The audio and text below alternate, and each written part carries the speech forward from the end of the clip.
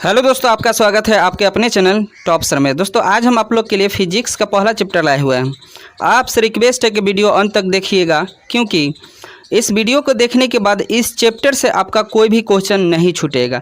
देखिए दोस्तों, हमने ये फिजिक्स का कुछ सीरीज टाइप का शुरू किया है, ठीक है ना। तो आप ये पूरा कंप्लीट सीरीज देखिएगा। आज पहला सीरीज का है, तो चलिए शुरू करते हैं। पहला है प्रकाश क्या है। तो देखिए प्रकाश क्या है बताना है। तो प्रकाश वह भौतिक कारक है जिसकी सहायता से हम किसी वस्तु को देख सकते हैं, ठीक है। चलिए अगला जो क्वेश्चन है, प्रकाश स्रोत किसे कहते हैं और जो है यह कितने प्रकार के होते हैं। तो देखिए जिस वस्तु से प्रकाश निकलती है उस वस्तु को हम प्रकाश स्रोत कहते हैं। समझ में आया? जैसे सूरज है, बल्ब है, इन सब से क्या प्रकाश निकलता है, इसीलिए हम इसको प्रकाश स्रोत कहते हैं। देखिए प्रकाश स्रोत जो है ना दो प्रकार के होते हैं। एक तो प्राकृतिक हो गया और दूसरा हो गया मानव निर्मित। प्राकृतिक सूर्य को कह सकते हैं और मानव निर्मित बल्ब को कह सकते हैं, टॉर्च को कह सकते हैं, ठीक है। चलिए अगला जो क्वेश्चन है, किरणपुंज किसे कहते हैं और यह कितने प्रकार के होते हैं। तो देखिए प्रकाश की किरणों के समूह को किरणपुंज कहते हैं। ये जो है मुख्य रूप से तीन प्रकार के होते हैं: अपसारी किरणपुंज, समांतर किरणपुंज और अभिसारी किरणपुंज, ठीक है। अगला जो क्वेश्चन है, प्रकाश का परावर्तन किसे कहते हैं। तो प्रकाश का किसी चिकनी जो है किसी वस्तु से टकराकर यानी चिकनी सतह से टकराकर वापस लौटने की प्रक्रिया को प्रकाश का परावर्तन कहा जाता है, ठीक है ना। मान लीजिए प्रकाश जो है गया और किसी चिकनी सतह से टकराकर लौट आया, ठीक है। हो सकता है किसी भी दिशा में लौटे, उसको हम प्रकाश के परावर्तन कहते हैं, ठीक है। चलिए अगला जो क्वेश्चन है, प्रकाश के परावर्तन के नियम को लिखें। तो देखिए प्रकाश के परावर्तन के दो नियम हैं। आपतन कोण परावर्तन कोण के बराबर होता है, ठीक है।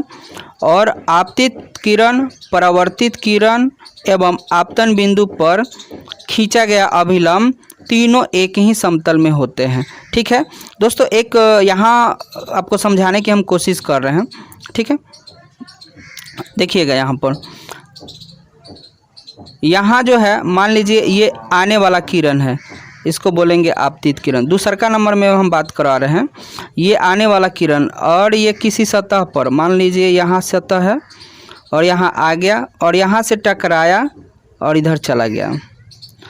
तो ये जो आया है इसको बोलेंगे आपतित, ठीक। और यहाँ से जा रहा है इसको बोलेंगे परावर्तित। और ये जो है अभिलंब जो है, इस पर डाला गया अभिलंब, ये वाला एक लाइनिंग डालते हैं, इसको अभिलंब। तीनों क्या होता है, एक ही तल में होता है। ये तीनों, ये वाला और ये वाला और ये वाला एक ही तल में होता है, ठीक है। चलिए अगला जो क्वेश्चन है, प्रतिबिंब किसे कहते हैं और यह कितने प्रकार के होते हैं। तो दोस्तों देखिए, किसी बिंदु स्रोत से आती प्रकाश की किरणें दर्पण से परावर्तन के बाद जिस बिंदु पर मिलती है या उस बिंदु से आती हुई प्रतीत होती है, उसे उस बिंदु स्रोत का प्रतिबिंब कहते हैं। दोस्तों देखिए, मान लीजिए कोई प्रकाश किसी स्रोत से आ रही है, ठीक, और किसी बिंदु पर मिल रही है या मिलती हुई प्रतीत हो रही है, तो ऐसे जो है बिंदु स्रोत को प्रतिबिंब कहते हैं।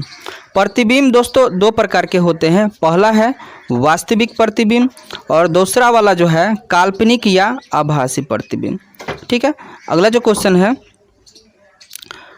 गोलीय दर्पण क्या है और यह कितने प्रकार के होते हैं। तो दोस्तों देखिए, गोलीय दर्पण उस दर्पण को कहते हैं जिसकी जो है परावर्तक सतह किसी खोखले गोले का एक भाग होता है, ठीक है।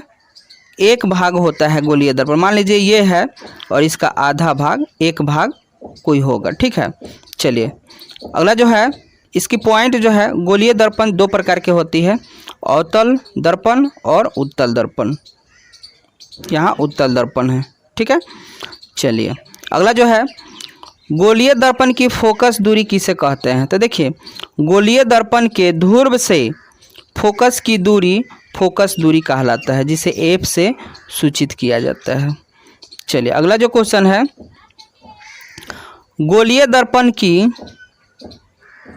दर्पण की वक्रता त्रिज्या से आप क्या समझते हैं? तो गोलीय दर्पण के ध्रुव P से वक्रता केंद्र R की दूरी को वक्रता त्रिज्या कहा जाता है। मान लीजिए ये है पूरा वक्रता त्रिज्या कहलाएगा, जिसे R से सूचित किया जाता है। अगला जो क्वेश्चन है, गोलीय दर्पण की वक्रता त्रिज्या और फोकस दूरी में संबंध बताइए। तो देखिए गोलीय दर्पण के जो फोकस दूरी होता है उसका वक्रता त्रिज्या के आधा होता है। कहने का मतलब है F बराबर हम लोग जानते हैं R/2 होता है, यानी फोकस के बराबर R क्या हुआ, R बटा वक्रता त्रिज्या आधा हो जाता है। ठीक है। अगला जो क्वेश्चन है, प्रकाश का अपवर्तन किसे कहते हैं?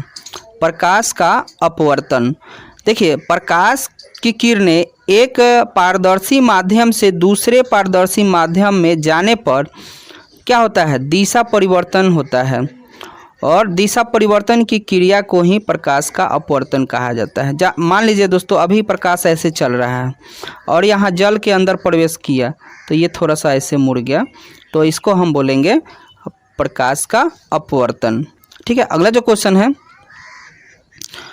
प्रकाश के अपवर्तन के नियम बताइए। तो देखिए प्रकाश के अपवर्तन के दो नियम हैं, आपतित किरण, अपवर्तित किरण और अभिलंब तीनों एक ही समतल पर होते हैं।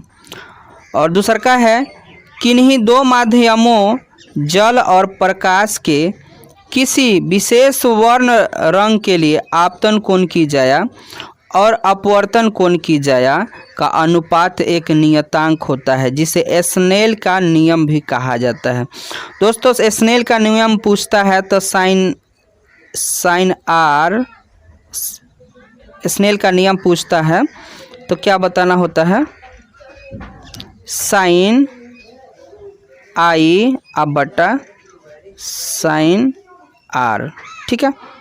अगला जो क्वेश्चन है, स्नेल का नियम किसे कहते हैं? तो देखिए स्नेल का नियम, उत्तर, यदि आपतन कोण तथा अपवर्तन कोण हो तो प्रकाश के अपवर्तन के द्वितीय नियम से क्या हुआ, साइन आई बटा साइन आर एक नियतांक है, जिसको स्नेल का नियम कहा जाता है।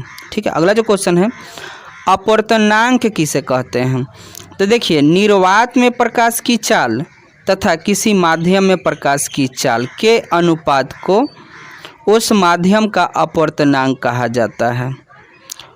शून्य में प्रकाश की चाल अर्थात अपवर्तनांक उस माध्यम में प्रकाश की चाल होती है। अगला जो क्वेश्चन है, लेंस किसे कहते हैं और ये कितने प्रकार के होते हैं? तो देखिए लेंस पारदर्शक पदार्थ का वह टुकड़ा है जो दो निश्चित ज्यामितीय सतहों से घिरा होता है। और लेंस दोस्तों है ना दो प्रकार के होता है, पहला है उत्तल लेंस और दूसरा है अवतल लेंस।